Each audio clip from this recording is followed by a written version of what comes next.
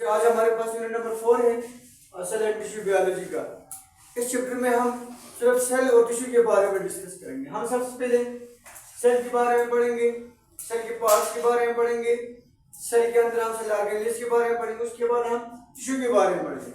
Tissue में भी फिर हम एनिमल के टिश्यू और प्लांट के टिश्यू को हम डिटेल से पढ़ेंगे, ठीक है। तो सबसे पहले हम सेल के बारे में पढ़ते हैं। सेल क्या है? तो सेल को हम इस तरह डिफाइन करते हैं, the basic structural and functional unit of living things. Basic structural और फंक्शनल यूनिट है, यानी कि जितनी भी जिंदा चीजें हैं दुनिया में उनका बुनियादी इकाई है किस चीज का? उनका साथ बनाने का और उनके अंदर काम करने का। यानी कि सेल जिंदा चीजों के अंदर दो काम करता है, एक उनको बनाता भी है और उनके अंदर काम भी करता है, ठीक हो गया। इसी तरह the building block of life भी कहते हैं, जो भी जिंदा चीज होगी, जो जानदार होगी, वो सब सेल से बनी होगी। The basic unit of life मैंने लिख दिया, ठीक हो गया। आपकी मर्जी इस तरह डिफिनेशन याद करते हो।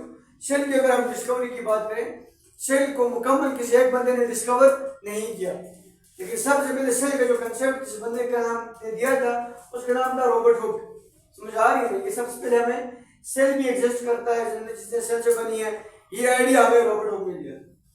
अब रॉबर्ट हुक ने किस तरह के तरीके से दिया था, कौन कौन से साइंटिस्ट ने इनकी हेल्प की, उसको हम बाद में डिटेल से पढ़ेंगे। Tissue the group of cell called tissue. जब सेलों का ग्रुप आ जाता है, फर्ज करें ये एक सेल है, इस तरह आगे से अगर इसके बहुत ज्यादा सेल आ जाए, जब सेल बहुत ज्यादा सेल मिलकर रहेंगे किस जगह में टिश्यू बनाएंगे। समझ आ रही है? ये टिश्यू है, ये group of cell which perform specific function. जब खास तरह के सेल मिले और मिलकर कोई खास काम अंजाम दे, उनको हम टिश्यू कहते हैं। हर ऑर्गन का अपना टिश्यू होता है, आंखों के पास अपना टिश्यू होता है, कान का अपना टिश्यू होता है, लंग्स के अपने टिश्यू होते हैं। हर ऑर्गन का टिश्यू डिफरेंट होता है। उसके आगे बाद हम हिस्ट्री की बात करें, सेल डिस्कवर कैसे हुआ, सेल को किस चीज की मदद से डिस्कवर किया गया। तो जब हम सेल को स्टडी कर रहे थे, तो सेल को स्टडी करने के लिए हमें क्या जरूरत पड़ी? इंस्ट्रूमेंट की, एक आला की। अब वो इंस्ट्रूमेंट कौन सा था? माइक्रो ऑब्जेक्ट को पढ़ने के लिए, यानी कि सेल एक माइक्रो ऑब्जेक्ट में आता है। ऐसा ऑब्जेक्ट जो बहुत छोटा है, समझ आ रही है ना, उसको हम आम आंख से नहीं देख सकते, तो हमें ऐसे इंस्ट्रूमेंट की जरूरत पड़ी थी जिनकी मदद से हम क्या कर सकें? माइक्रो ऑब्जेक्ट स्टडी कर सकें। तो फिर माइक्रो ऑब्जेक्ट को पढ़ने के लिए जिस इंस्ट्रूमेंट का इंतखाब किया गया था वो था माइक्रोस्कोप। समझ आ रही है ना? अब माइक्रोस्कोप क्या है? Instrument which is used to study microscopic objects. वो आला जिनकी मदद से हम माइक्रोस्कोपिक ऑब्जेक्ट्स को पढ़ें, जिनकी मदद से हम माइक्रोस्कोपिक ऑब्जेक्ट की स्टडी करते हैं, उसको हम क्या कहते हैं? माइक्रोस्कोप। समझ आ रही है ना? अब फिर माइक्रोस्कोपिक ऑब्जेक्ट क्या होंगे? जाहिर सी बात है, यहाँ पे मैंने माइक्रोस्कोपिक लिखा है, तो फिर माइक्रोस्कोपिक ऑब्जेक्ट क्या है? These are tiny objects. Tiny का मतलब वो छोटे छोटे जर्रे होते हैं, छोटे छोटे ऑर्गेनिजम्स होते हैं, which we can not see with our naked eyes, जो हमारी आम आंख से या जिनको हम अपनी आम आंख से नहीं देख सकते। तो फिर उनको हमने देखने के लिए, स्टडी करने के लिए किस चीज की जरूरत पड़ी? हमने माइक्रोस्कोप की जरूरत पड़ी। हमने माइक्रोस्कोप की मदद से उन चीजों को पढ़ा। फिर एक टर्म है microscopy, the study of use of microscope.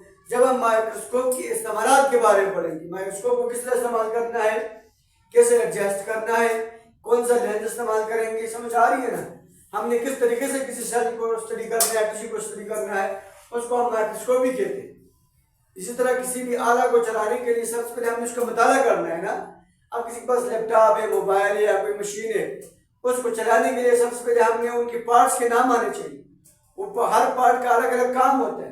अब हर पार्ट दूसरे पार्ट से डिफरेंट होता है, तो ये कैसे काम करेगा, किस तरह के इनको एडजस्ट करना है, इसके बारे में पढ़ने को हम क्या कहते हैं? माइक्रोस्कोपी कहते हैं। तो माइक्रोस्कोप जिस साइंटिस्ट ने डिस्कवर किया था, इन्वेंशन किया था, उसका इजाद किया था, उसका नाम था ज़ेचरस जेनसन।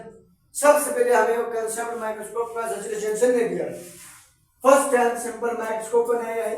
ये ट्यूब और लेंस पर मुश्तमिल था। ये इसका ट्यूब है, ये लेंस है। यहाँ के ट्यूब के एंड में लेंस लगता था, या एंड में या स्टार्ट में। समझ आ रही है ना? Magnification power 3 × 3 9।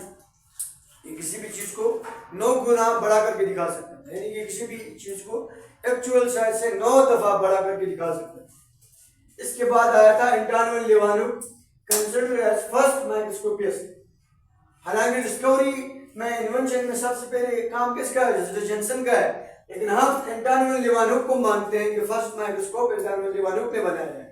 उसकी वजह ये थी कि ही मेड बेटर माइक्रोस्कोप, इसने बहुत अच्छा माइक्रोस्कोप बनाया था बनस्पत जैसे जेनसन की। Proper structure, magnification power 250x, किसी भी चीज को 250 गुना बड़ा करके दिखा सकते हैं। माइक्रोस्कोप के पार्ट्स हैं eyepiece, lens, objective lens, body, knob, जिसको हम एडजस्टर नॉब भी कहते हैं, स्टेज, बेस और मिरर। अब हमें ये डायग्राम देख सकते हो, ये हमारे पास आई पीस है जिसको हम आंख की तरह इसमें लगा कर देखते हैं। बाकी यहाँ से लेकर जितने भी आपको स्ट्रक्चर नजर आते हैं इसको हम बॉडी कहते हैं। आई पीस के नीचे यहाँ पे 3 लेंसेज लगे होते हैं, इनको हम क्या कहते हैं, ऑब्जेक्टिव लेंस कहते हैं। और इसके नीचे फिर पूरा का पूरा स्टेज है, ये पूरा का पूरा क्या होता है, स्टेज। अब स्टेज के ऊपर हमने क्या रखा होता है, ऑब्जेक्ट। क्या रखा होता है, ऑब्जेक्ट रखा होता है। अब इस ऑब्जेक्ट के ऊपर बिल्कुल ऑब्जेक्टिव लेंस है जिसकी मदद से हम इसको फोकस करेंगे जो हमें ऑब्जेक्ट के ऊपर नजर आए। इस स्टेज के बिल्कुल नीचे क्या है, मिरर है। मिरर यहाँ से लाइट को रिफ्लेक्शन करवाने के लिए इस्तेमाल करें, जो कि ऑब्जेक्ट को ब्राइट करेंगे। पीछे इसका एडजस्टर नॉब है, जो कि हमने जूम करना है, उसको हम संभाल करना है, ये यहाँ से हमें नजर आ जाएगा। और नीचे बेस होती है जो माइक्रोस्कोप को स्टैंड करने के लिए माइक्रोस्कोप की जगह में एडजस्ट होने में मदद देती है। ठीक है।